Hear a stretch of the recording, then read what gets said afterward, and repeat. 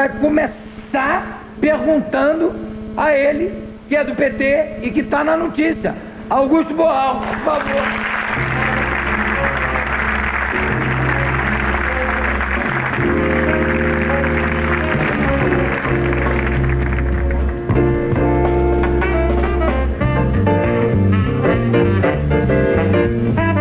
Tá vendo, Boal? Você sentou aqui e eu já tenho essa notícia aqui pra imprensar você que é do PT, entendeu? Eu sabia que você ia me fazer essa pergunta, mas eu pensei que ia ser a segunda. Pois é. E não a primeira. Acabou sendo a primeira. Acabou sendo. O que é esse negócio aqui de assinar contrato com a Secretaria Municipal de Cultura? Olha, e quanto você embolsou com isso?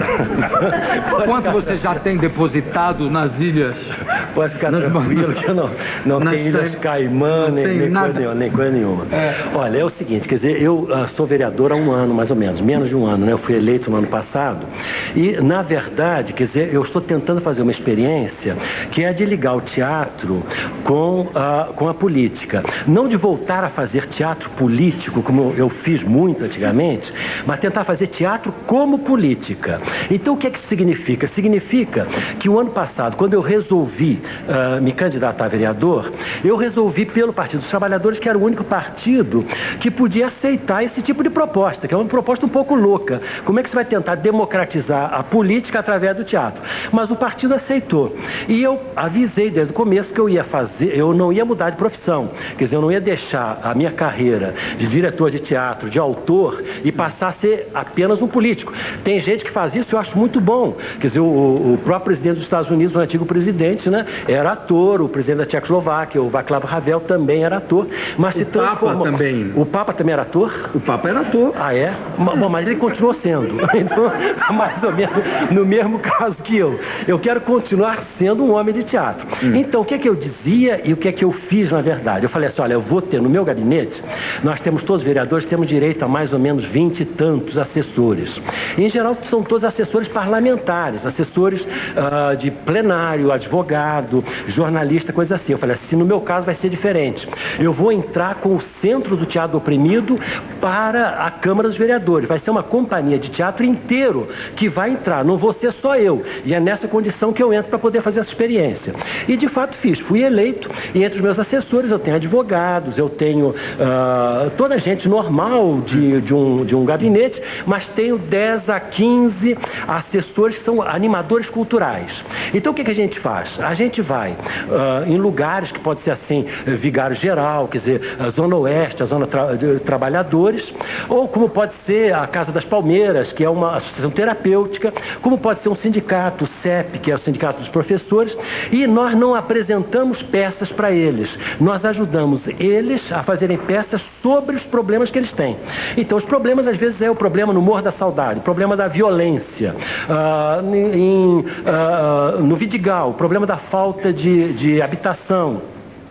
E eles mesmos escrevem as peças, eles mesmos encenam, a gente ajudando, os meus assessores ajudando, e depois a gente vai para a rua. E na rua a gente apresenta as peças, mas na forma do teatro oprimido que eu desenvolvi e que hoje está no mundo inteiro. Quer dizer, é uma forma de teatro que é talvez o método mais praticado no mundo inteiro. Então a gente vai para a rua, apresenta a peça e a plateia entra em cena, substitui o protagonista e mostra quais são as soluções possíveis para aquele caso, né? Então isso é uma coisa que é revolucionária, no certo sentido, porque faz com que o próprio povo se ligue à Câmara de uma forma muito direta. Quer dizer, o povo na rua, entrando em cena, não sendo espectador passivo, como nós fomos habituados a ser durante todo o período da ditadura, o povo entra em cena e mostra, olha, eu acho que isto é que tinha que ser feito. Então é evidente que esse tipo de teatro, quer dizer, estimula, dinamiza a plateia. E nós temos atualmente mais ou menos 15 grupos grupos populares fazendo teatro e dando subsídios para que eu possa apresentar as leis na Câmara. Então é uma forma de democracia direta. E também de tomada de consciência dos problemas, quer dizer, quando eles encenam, eles tomam consciência desses problemas que eles estão vivendo. Claro, e não só eles, mas nós também. Eu também, como legislador, eu aprendo com o povo o que é que eles estão querendo realmente. Agora, o que você não sabia? O que é que eu não sabia? O que é que você não sabia? Então você veja, é evidente, eu não estou querendo fazer a propaganda do partido partido nesse momento. Mas é evidente, todo mundo sabe que o Lula tem a preferência da maioria do eleitorado neste momento. Quer dizer, a última verificação que houve, essa enquete, ele tem aproximadamente 33%, o que é enorme. E a tendência é crescer, e o Partido dos Trabalhadores está crescendo mesmo, né? Então é normal que alguns outros partidos e algumas outras pessoas que estão a favor do imobilismo, que querem que tudo fique exatamente como está, eles comecem a sabotar a campanha do Lula e a sabotar todos nós do Partido dos Trabalhadores. Quer dizer, eles querem destruir. Veja o que aconteceu. Todos os partidos que não são o PT que são a favor do imobilismo. Não. Conforme você disse, eu achei tão bonito você dizer isso. Quer dizer, nos outros partidos existe muita gente honrada, muita gente honesta. Não em todos os partidos, mas na maioria dos outros partidos. Nós não temos o privilégio da honradez. Nós não temos o privilégio da honestidade. O privilégio, o monopólio. O privilégio temos, o monopólio não. Nem essa exclusividade, nem esse monopólio. De maneira nenhuma. Nem nós queremos, e inclusive quando a gente pensa em fazer coligação, é porque a gente reconhece que nos outros partidos e outros partidos querem metas mais ou menos semelhantes à nossa. Agora, o que você não sabia? Eu sabia tudo. Aí é que está o problema. Eu sabia tudo. Alex, então, um dia, exatamente isso. eu conversando com a Helena Severo, que é a secretária de Cultura do município, nós pensamos na hipótese de que a prefeitura financiasse numa quantia irrisória, que era $2.500, 2.500, não é 2 milhões, não, $2.500, para fazer 7 mini festivais desse meu mandato. 7 mini festivais de teatro popular, com o povo mesmo na rua fazendo. Cada festival tinha de 3 a 9 grupos que a gente tinha dinamizado, né? Então, nós pensamos o que é que ele pode fazer. Ela tinha $2.500. Eu falei, isso vai dar para pagar um ônibus, vai dar para pagar sanduíche e vai dar para pagar som, alguma coisa assim, mas tá bem, então você dê isso. Nós dois, eu e a secretária de Cultura, nós fomos na Câmara dos Vereadores, numa sessão oficial da Câmara, e dissemos, olha, esta é a prova de Partido dos Trabalhadores, não é um partido obtuso, de que quer fazer sistemática obstrução, pelo contrário. Quer dizer, eu não concordo com a maioria das coisas que o prefeito do Rio faz com César Maia, eu estou muito combativo em relação a ele. Mas nós mostramos, olha, nós não somos aquele partido que quer obstruir, que quer fazer oposição na marra, oposição idiota.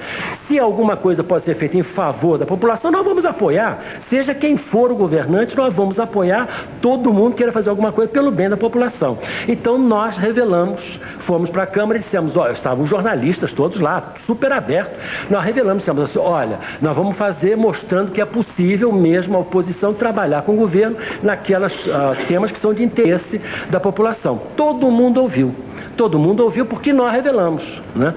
3 meses depois, e por coincidência, uma semana depois de ter havido debates violentíssimos na Câmara, esse jornal, O Dia, soltou como se fosse um furo jornalístico aquilo que todos nós já sabíamos e que tinha sido publicado no Diário Oficial, de que nós tínhamos assinado esse contrato de $2.500, que dava menos de $500 por cada festival. O que acontece? Durante 3 semanas... que não era permitido. Bom, aí é que está o problema.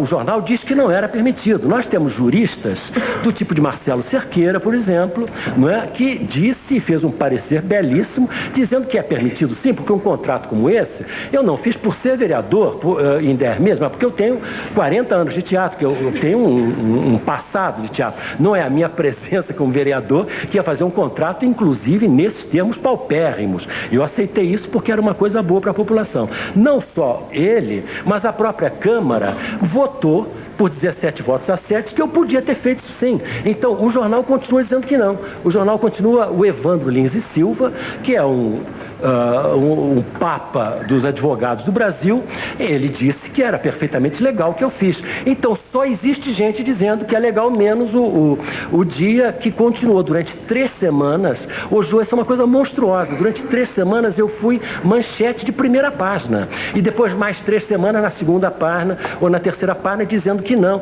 E dizendo as maiores besteiras, as maiores inverdades. Eu provava, quando dizia alguma coisa, eu provava com fotocópias que não era verdade. E eles não se preocupavam. Na primeira página eles publicavam o ataque. E lá na terceira, lá na quinta página, pequenininha a defesa. Eu sou a favor de que a imprensa tem que fiscalizar sim, mas com a honradez com que você o faz. Você convida o PT para vir aqui falar, mas você convidou Fiuza também, convidou Suplicy e convidou Fiuza. Então, quem é que vai ouvir, quem é que vai pensar, quem é que vai... É a plateia, é o público, é a população, é o povo. O que você faz, eu acho corretíssimo. Você dá possibilidade às duas partes de chegar e dizer, olha, eu penso isso, o outro pensa aquilo. Você tem provas, eu tenho prova em contrário. Quer dizer, e a gente debate, todo mundo sai aprendendo. O que o Dia fez foi uma coisa ignominiosa. Quer dizer, em nenhum momento me deu direito de defesa, me deu direito de dizer, não é nada disso. E eu, durante uma semana, durante 2 semanas, eu mandava documentos mostrando que não era verdade. E eles ignoravam solenemente e continuavam. Para te dar uma ideia, chegaram ao cúmulo de dizer que a Jurema Batista, que é do meu partido e que estava na Europa nesse momento, tinha votado contra mim na Câmara dos Vereadores. Então você lê isso no jornal, você fala, poxa, até dentro do PT já está havendo divergência, porque a Jurema votou contra ele. No dia seguinte a gente diz que não, a Jurema estava na Europa, e se ela estivesse aqui ia votar a meu favor, é evidente, ela sabe que o que eu fiz não é nada desonesto, é tudo correto. Até isto eles chegaram a fazer. Agora, felizmente é um jornal de menor importância. É um jornal que antigamente, quando apertava, saía sangue. Depois eles melhoraram um pouquinho, mas sempre tiveram recaídas. E essa foi uma das recaídas desse jornal, que podia até ter melhorado, podia ter passado para uma categoria ética mais... Por que você acha que aconteceu isso em relação com você em relação ao Dia? Porque foi só esse jornal que fez isso. Quer dizer, foi só os outros jornais ignoraram solenemente, porque sabiam que era uma besteira, que era uma idiotice. Olha, a gente começa sempre a ser Agatha Christie, dizer, por que fazer isso? Por que gastar tanta página de jornal, tanta manchete, numa coisinha minúscula? Mas isso foi... Não, isso daí que você tem aí é o mínimo, isso daí é uma migalhinha.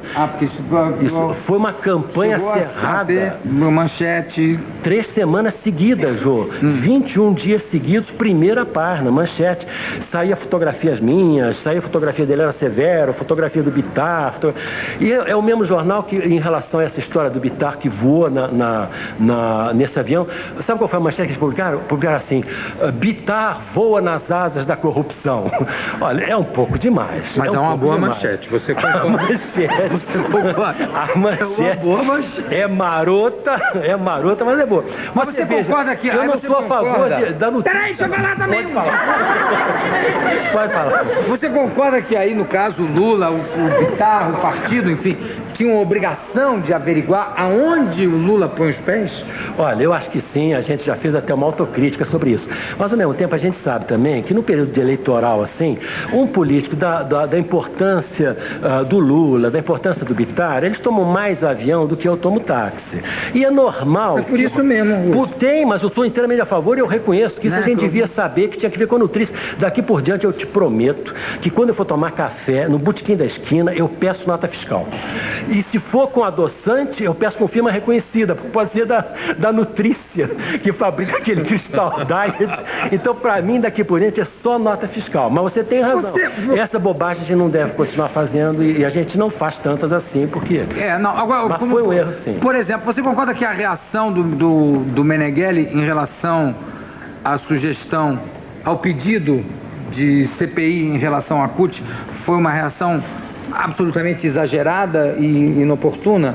Foi, e vários de nós do PT achamos isso também. Nós não o senador Eduardo Suplicy que falou, quer dizer, a gente pode entender que a ideia de fazer uma CPI para a CUT agora tem 2 significados. O primeiro é, agora que está vendo essa CPI que está dando tantos resultados, né, criar uma nova contra a CUT, para averiguar a CUT. Então, ao mesmo tempo, fala, bom, então tem CPI para corruptos, mas tem a CUT também, vai ver. Então, tem esse sentido. E quando se pede 180 dias para uma CPI, é para esticar o máximo possível, porque o que eles querem, quando pedem uma CPI para a CUT, não é averiguar se realmente existe algum desvio de verba, alguma coisa assim. O que eles querem verificar, o que eles querem é manter em cartaz, manter no noticiário do jornal o fato de que a CPI do que a CUT está sob suspeita. Então, é isso que eles estão querendo fazer, não é? Eu acho, até certo ponto, eu entendo que essas pessoas que estão com medo de perder as eleições, quer dizer, eu entendo até que elas se revolta e procurem alguma solução. Mas tem que procurar solução dentro da honradez. E se perder, e se o Lula ganhar, se o Partido dos Trabalhadores ganhar, não é para pegar e ser por aí fazendo arruaça, nem a CUT fazendo baderna, não é nada para isso. Quer dizer, o que nós queremos, todos do PT, é o que você quer. A gente quer que o Brasil seja um país habitável. E a gente vê que o Brasil não é um país habitável. O Brasil é um país que vende, é o segundo ou terceiro exportador de sapatos no mundo. E a metade da população brasileira não tem um par de sapatos. Metade? Só metade? Não, você tem razão, eu errei. Eu confesso o equívoco de um petista. Não é metade, é muito mais. Eu falei metade assim, para uma figura, né? Então você vê, quer dizer, o Brasil é um país que é o primeiro ou segundo nas 10 piores doenças do mundo. Esquistossomose, mas não sei o que, essas doenças todas, malária, essa coisa toda. Então o que é que você quer? A mesma coisa que o PT quer. Mesmo que você não venha ser ministro da cultura do PT, mas você comunga com o nosso ideal principal, que não é acabar com isso, acabar com aquilo, é acabar com a miséria. Quer dizer, acabar com a miséria, nesse sentido, nós todos estamos de acordo. Quer dizer, acabar com a miséria. A gente não tem nem a pretensão de acabar com a pobreza, magicamente, mas acabar com a miséria a gente acha que pode. E isso é em benefício de todo mundo. Então, os desejos que nós temos, o desejo intenso que nós temos, é o desejo de fazer um país habitável, em que todo mundo tem um mínimo para viver, que tem um mínimo, que todo mundo coma. Isso é possível. Agora, o que a gente está vendo é que o Brasil, cada vez mais, a classe média está desaparecendo, a miséria aumentando por todo lado e a renda se concentrando em poucas mãos, o dinheiro se concentrando em poucas mãos. E o pior, é um dinheiro que vai embora, não é nem aqui. Quando você aumenta o salário de um professor, por exemplo, você veja o paradoxo. No Rio de Janeiro, uma professora ou um professor primário, ele paga mais para mandar o seu filho à escola do que ele recebe de salário para ensinar 40 crianças. Então, quando você chega a esse ponto de absurdo, você pensa, se um professor passa a ganhar mais, o que o professor vai fazer? Ele vai gastar o dinheiro dele em coisas essenciais, vai comprar comida, vai comprar roupa. Então, aquele dinheiro que é dado a um professor ou ao médico, que ganha miséria também, quer dizer, esse dinheiro ele volta para o mercado, não é? Quer dizer, então, isso vai fazer com que se venda mais coisas. Então, é um dinheiro que fica aqui. Quando você concentra a renda, por exemplo, como no Rio de Janeiro, as companhias seguradoras de saúde tiveram perdoadas uma parte do ISS. Entende? Esses milhões de dólares que foram perdoados não voltam para o mercado. Não vão ser, as pessoas não vão comprar.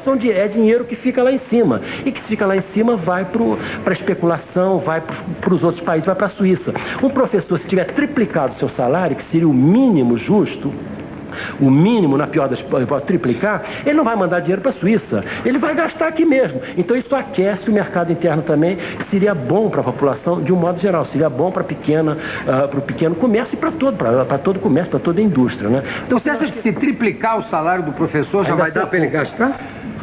Pois é, quer dizer, ele gasta o que tem. Ele gasta o que tem. Triplicar o salário do professor vai aquecer o mercado, você acha? De todo mundo, eu não estou falando do professor, dei o professor como exemplo, né? O salário mínimo atual que a gente tem não é nada. Você triplica esse salário e continua sendo muito pouco. Escuta, Boal, como é que é a associação que você fez entre o César Maia e a demonologia? Não, é ele que fez, quer dizer, que nessa campanha contra nós, quer dizer, do PT, que eu queria que deixasse uma campanha contra o PT, que se analisasse as ideias, né? O César Maia disse que nós tínhamos pacto com o diabo.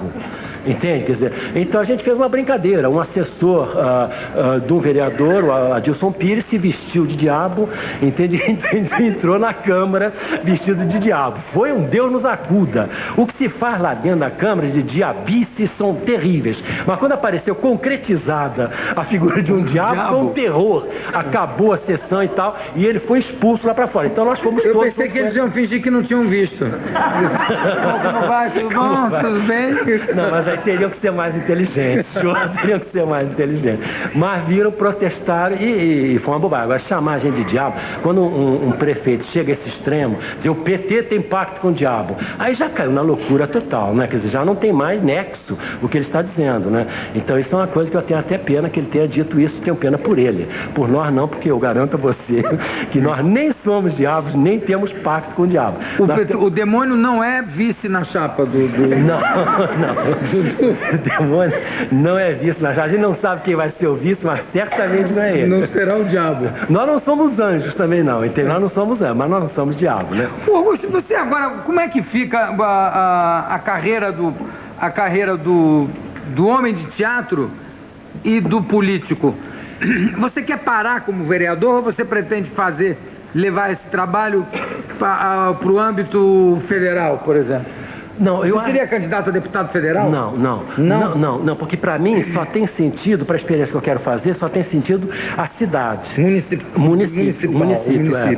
Você veja que, inclusive, como é que eu acabei virando vereador? Quer dizer, eu não queria ser vereador. Eu vou te contar até porque é engraçado. Eu estava já desesperado, dizendo assim, bom, aqui no Brasil a cultura não tem verba nem nada, e a gente tinha durante muitos anos mantido um centro, que era o Centro do Teatro Oprimido. E um dia a gente pensou assim, olha, vamos acabar com o centro, porque a gente não tem condições de trabalhar e tal.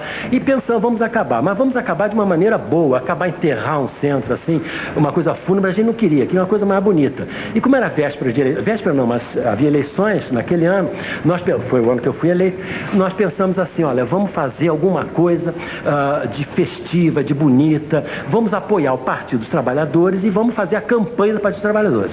Procuramos o partido e eu disse, olha, a gente está querendo ajudar vocês, então vamos fazer uma campanha para vocês. Aí o pessoal ficou muito contente, só que alguém disse assim, mas é melhor que um de vocês se candidate. Porque se um de vocês é candidato, aí vocês vão concentrar naquele candidato, vai ser muito mais forte, porque vocês vão fazer peça na rua, música, tudo isso é mais forte se for alguém. Aí nós nos reunimos, estávamos em círculo assim, eu estava olhando para todo mundo, de repente eu percebi que estava todo mundo olhando para mim. Aí eu falei, não, eu não posso, eu sou o último a poder. Não, mas por que você não pode? Não posso porque eu viajo muito, eu trabalho na Europa, eu trabalho nos Estados Unidos, no Canadá, então eu não vou estar nunca aqui, não vou poder fazer uma boa campanha.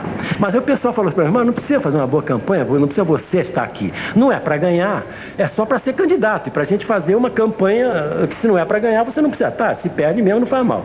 Aí eu falei, bom, se não é para ganhar, eu aceito, porque eu não vou mudar